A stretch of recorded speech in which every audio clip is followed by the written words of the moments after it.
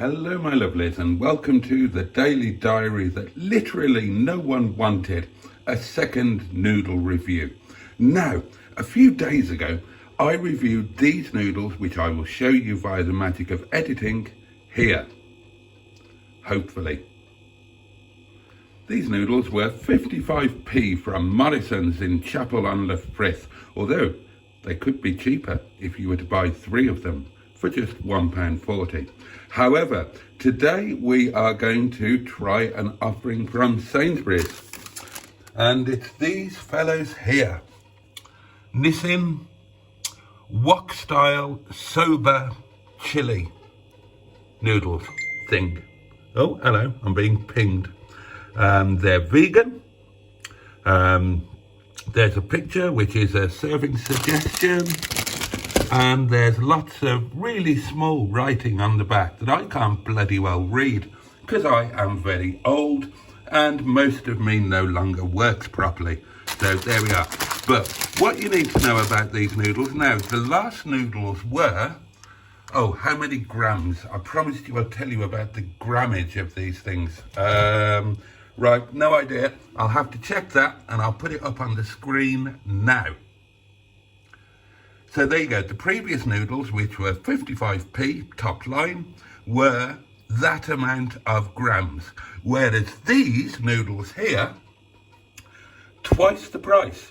£1 and 10 new pence. But for that you get, how many? Oh, you get 111 grams. And that is either more, less, or exactly the same as the previous noodles. So basically, these noodles, in comparison to the last ones, twice the price. But are they twice as good? Are they twice as flavoursome? Well, today we are going to find out, my lovelies. Gosh, isn't this exciting? Okay guys, it's going to be exactly the same deal as before, so we can keep things consistent to give a fair comparison. So I am going to add some actual food to these noodles, and we'll start with some onion. There we go, and once again we will bung in some meat, because the tiger does not eat grass. And as before, I'm going to be using my garlic and mustard marinated chicken breast. Oh. Ooh.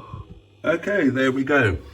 We have our chicken and onion, we have our noodle poodles, and there's some fresh coriander and spring onion. Oh, I'm being pinged again. That I prepared earlier. Okay, I've just broken open the noodles to have a look at them. Now, you've got a block of bog standard ramen noodles, slightly larger than the last one. We've got some sort of herb or spice in dried powdered form. And we've got some form of sauce stroke chili oil, which looks a bit more fit. Oh, bloody hell. That's the WhatsApp group. It's non-stop. Dear, oh dear. So this is the chili oil stroke sauce that looks, well, it actually looks a little bit more fearsome than the last stuff. Now, one of the things I do need to do a video on in the future is experimenting with just getting your own ramen noodles, which cost twopence halfpenny, if that, and adding your own bits and pieces to it. I mean, with these noodles, cheap as they may be, what you're really paying for is that and that. The noodles cost piss all. Oh God, WhatsApp, Messenger, it's all happening. What was I saying? So yeah, so there's got to be a possibility of making a super duper value where we just have a go at doing our own. So yeah, that'll be a future video. Right then, let's get this show on the road. We have one wok. We need heat.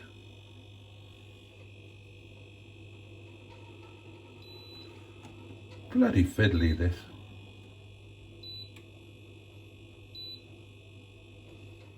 A bit of oil.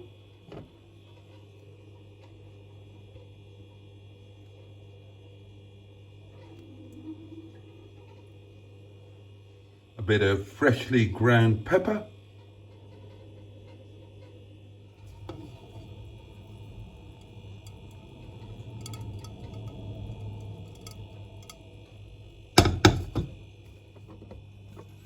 Boil the kettle. Instead, what I'm going to do now is get some gloves on, get my tripod and move some shit around and just be ready for when he turns up.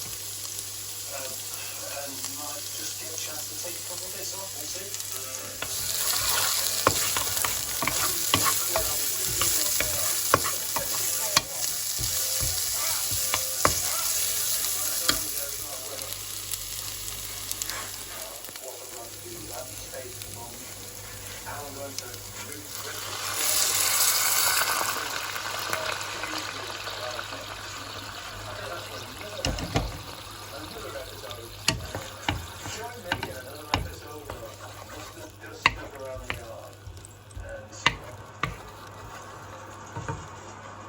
Thank you for watching.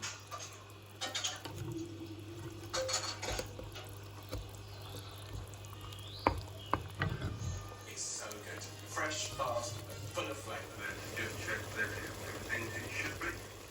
Add in the herbs and spice.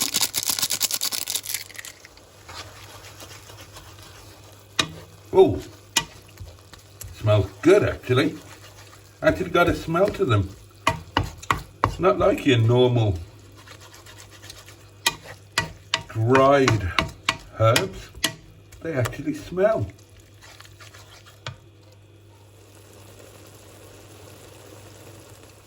We'll add the sauce, through chili oil, whatever it is. Bit glutinous, isn't it? Does that smell spicy? Not over. Doesn't smell overly spicy.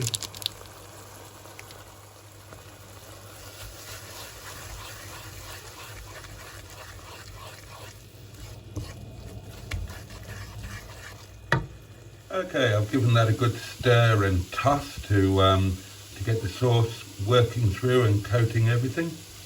Looks quite chow mein-y, doesn't it? I think there's probably a dark soy element in that sauce. Add in the spring onion and coriander.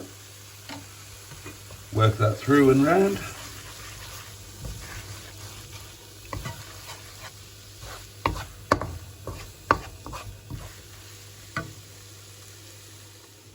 And at that, we are ready to serve. Definitely a much darker look than other noodles. So yeah, maybe a more authentic look in terms of, you know, inauthentic dishes. I mean, looks a bit more like the noodles you'd get from your local Chinese takeaway. But let's see how they taste. Here we go. Ready to serve. Well, welcome to a new Harry's Garage video, and this one's going to be a bit special because it involves a trip. Now, you might remember, if you've been watching Harry's Garage for a while, there used to be a Spectre Defender that used to sit in that corner. I did a video on it in November 2016.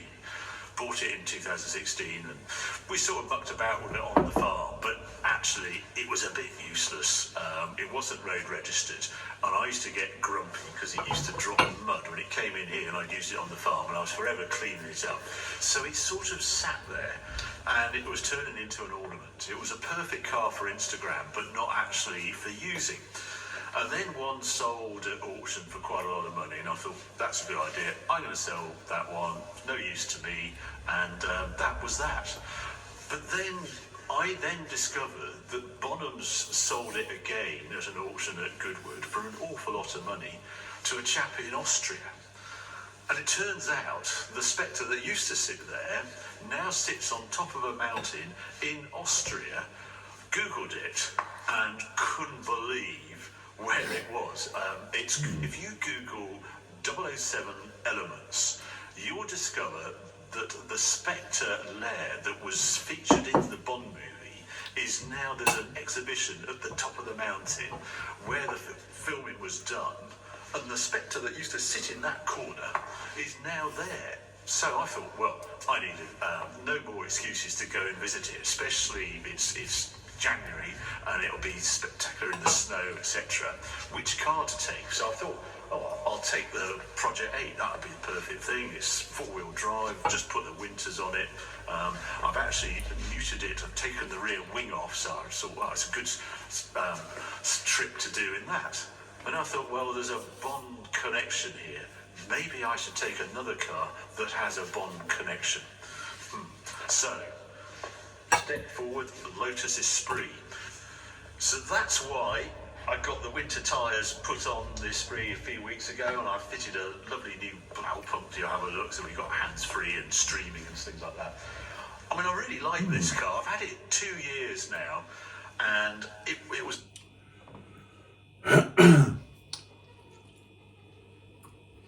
They're okay.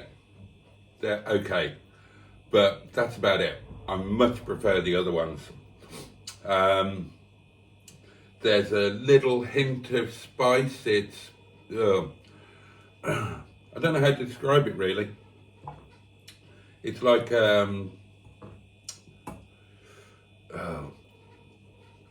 not like a constant. You suddenly just get a little bit of spice on your palate.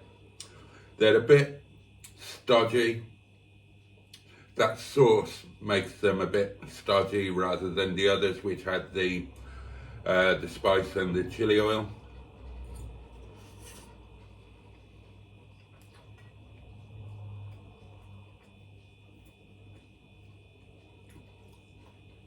I mean, they're okay, but they're a bit nondescript, and there's no way they're worth double the amount of the last ones. Between the two, I would take the last ones every single time, to be honest with you. This one owner car, I've done about 2,500 miles in it, and it sort of feels like a GT. So this feels like the perfect excuse to discover if it really is a GT. I'll show you on the map where we're going to go. So where we start, we're Oxford Way. Tomorrow morning, we're going to travel down Eurotunnel and then dash across France until we get to Metz. That's tomorrow night's stop, about 475 miles, and then from there we nip into Germany, and then we use these autobahns and basically get down to Innsbruck, and we're stopping where that height is there. If you're wondering why the pink is marked, they're the de-restricted autobahns, and we'll be using quite a few of those, I think, on the trip as well. So that's going to be a bit of fun. So now I'm going to take the car down, get it packed up, and then you'll join us tomorrow morning on our way to Eurotunnel or to Metz. I'm not sure where. See you later. Imagine having views on your YouTube channel that meant that A, you could afford to do a fantastic road trip like that, and B, you would know that the revenue from the video that you made from the road trip would more than pay for the road trip itself. That would just be heaven, wouldn't it? God, I would love to be in that situation. I'd love to be able to do the San Sebastian road trip that I've done before. I'd love to be able to do a road trip to Gozo that I've never done but dreamed of doing, and take all of you lot with me. Even a smaller one would be fun. Get over how many variable speed limits we have in this country, so I'm really looking forward to getting to France. Have this thing open and more relaxed cruising as you can do down there. Well, there you have it. Nissin Soba Chili Noodles. Not recommended. Sorry. Bosh.